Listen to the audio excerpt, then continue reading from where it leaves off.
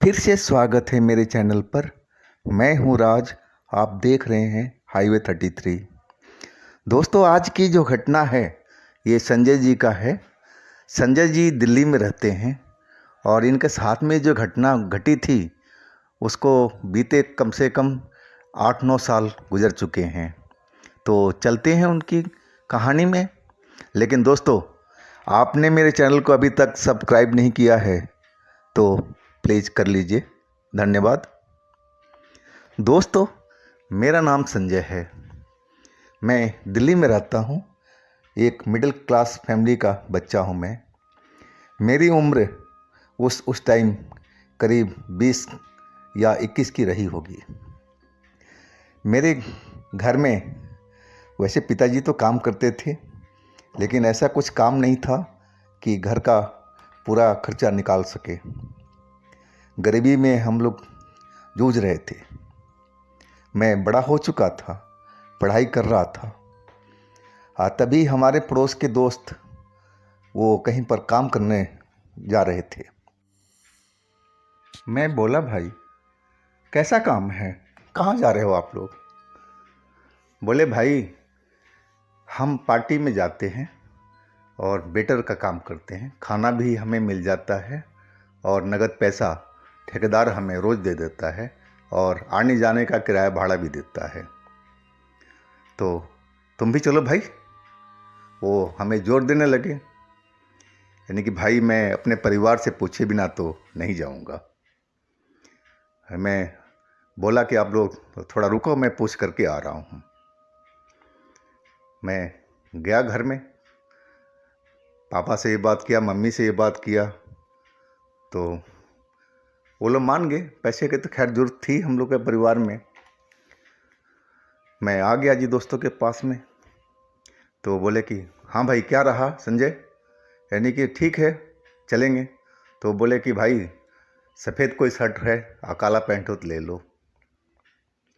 यानी कि भाई देखता हूँ, वैसे है तो सही हमारे पास में, क्योंकि वेटरगिरी में सफ़ेद पैंट और काला पैंट और सफ़ेद शर्ट लगती थी। मैं लेकर के निकल गया था और इस तरह मैं पढ़ाई भी करने लगा था और बीच बीच में जितना पार्टी वार्टी मिलती मुझे कहीं जाने का, वेटरगिरी के काम का, वो भी मैं करने लगा था। वो काम 12 बजे रात तक या मैक्सिमम 2 बजे तक चलती थी। इसके बाद हम घर लौट आते थे और पूरी दिल्ली एनसीआर में वो काम चलता था।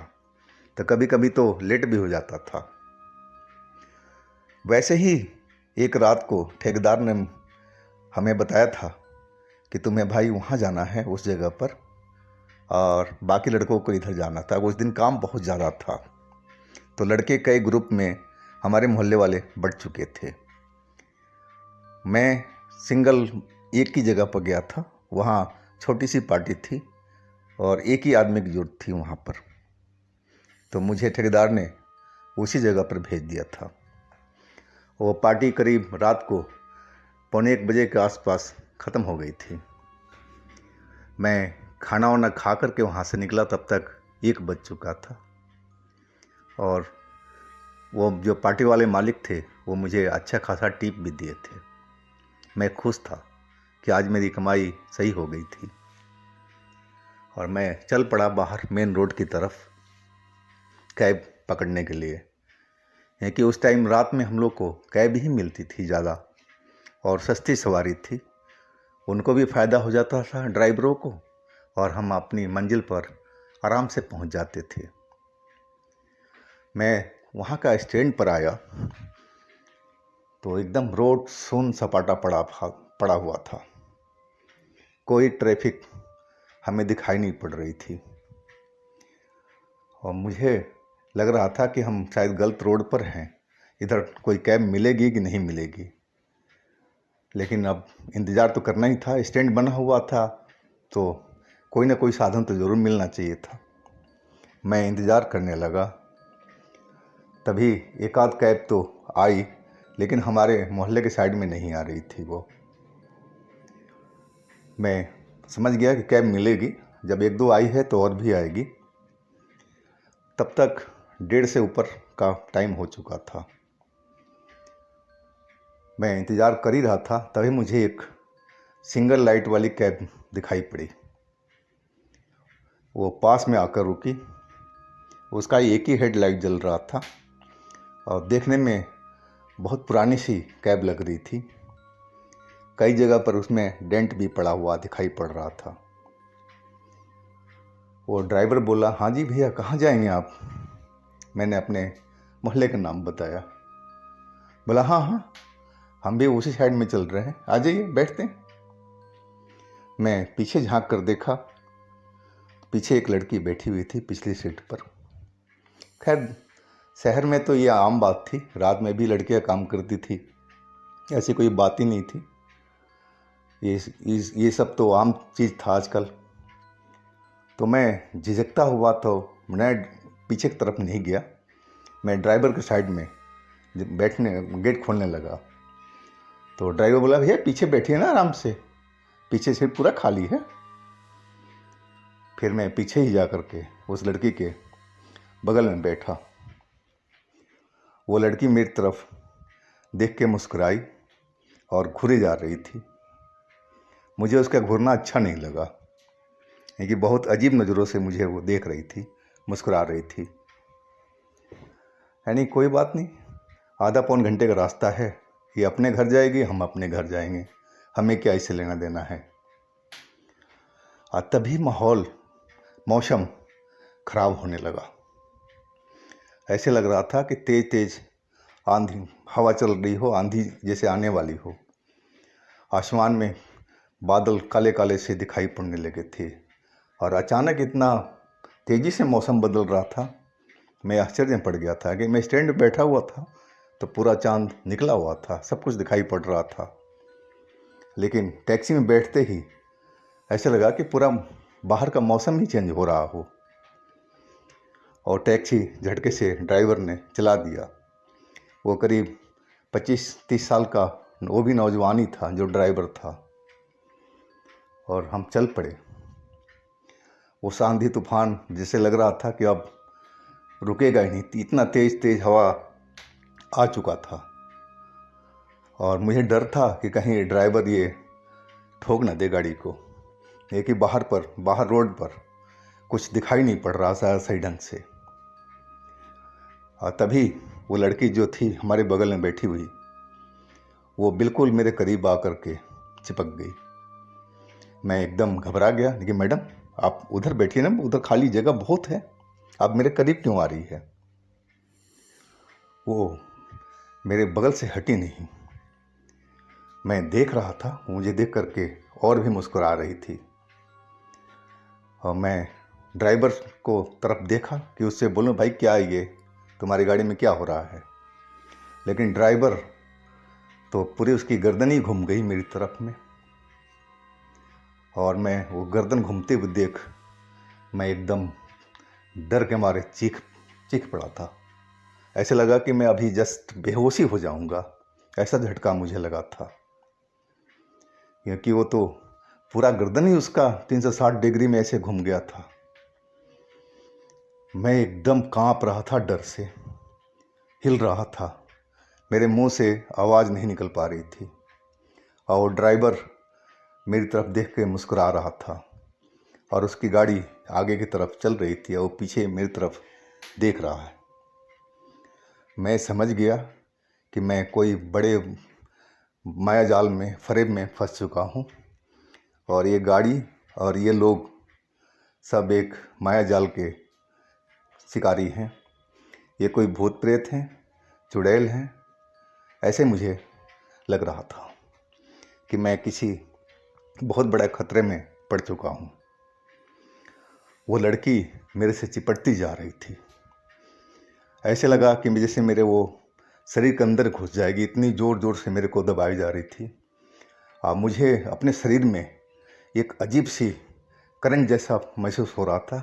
जितनी वो पास में चिपकती थी और मेरे शरीर में झंझनाहट से हो रही थी और मैं डर के मारे चीख रहा था, नहीं बचाओ बचाओ ऐसे करके आवाज़ में निकाल रहा था। लेकिन इतनी रात में मेरी आवाज़ को कोई सुनने वाला तो उस खाली पड़े रोड पर था ही नहीं कोई। मुझे अब बचा सकता था तो हमारे भगवान जी। अब मैं भगवान जी का नाम, बजरंगबली का नाम ज़ोरों से लेने लगा था। हनुमान चालीसा पढ़ना शुरू कर दिया था, वो भी ज़ोर ज़ोर से। अचानक मुझे लगा कि मेरे सर पर कोई हथौड़ा सा मारा हो। इतना तेज का दर्द हुआ मेरे सर में और मैं बेहोश हो गया था। जब मेरी आँख खुली तो मैं काफ़ी देर तो आसमान की तरफ देख रहा था। आसमान में चांद निकला हुआ था और हल्के फुल्के बादल उसके आगे से गुजर रहे थे। और मैं कुछ देर के बाद में सारी घटनाएं जो थी मेरे साथ में जो घटी थी धीरे धीरे याद आने लगी। और मैं अपने आप को देखा कि मैं कहाँ पर हूँ। तो मैं देखा कि जो बस स्टैंड में आगे में खड़ा था ना, उसके जस्ट पीछे में हूँ मैं। वो स्टैंड मेरे सामने में था, मैं उसके पीछे था, ज़मीन पर लेटा हुआ। अब कोई मौसम ख़राब नहीं था, कुछ भी मुझे नहीं लग रहा था कि वहाँ कोई आंधी आई हो, तूफान आया हो, ऐसा कुछ मुझे नहीं लग रहा था। मैं हड़बड़ा करके उठा। शरीर में जकड़न सी हो रही थी, जैसे किसी ने बहुत पिटाई किया हो, ऐसा मुझे लग रहा था। पूरे शरीर में पोर पोर में दर्द हो रहा था। सबसे पहले मैंने अपना मोबाइल चेक किया। मोबाइल मेरे पैंट की जेब में ही था। बटुआ चेक किया, बटुए खोल करके पैसा देखा, पैसा उसमें था। पैसा किसी ने छुआ नहीं था। तो मैं अब समझ नहीं पा रहा था कि आखिर वो टैक्सी वाले को मेन मकसद क्या था, उस लड़की का मुझसे क्या चाहिए था। अगर वो मेरा जान लेना चाहती थी तो आराम से ले सकती थी, लेकिन उसने तो ऐसा कुछ नहीं किया था। फिर उसको मेरे से क्या मिला था।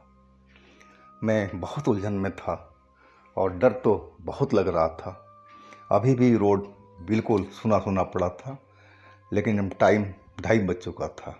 मोबाइल मैंने टाइम देखा, मुझे एक ऑटो आता हुआ दिखाई पड़ा। मैं दौड़ करके स्टैंड पर आगे गया।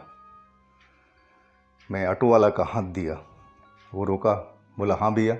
मैं अपने मोहल्ले का नाम बताया तो उसने कुछ पैसा ज़्यादा बताया रात के वजह से। मैं उस चीज़ का परवाह नहीं किया कि जान है तो जहान है। हाँ, मैं ऑटो में बैठ गया। नहीं, चल भाई जल्दी से निकलेंगे यहाँ से। मैं घर पहुँच गया था, लेकिन इस घटना को अपनी माँ से बताया तो माँ विश्वास नहीं कर पाई थी। बस ऐसा कहीं होता है, ज़रूर कोई तो ख्वाब देखा होगा, सपना देखा होगा। वो मुझे डांटने लगी थी, ऐसा कहीं नहीं होता है।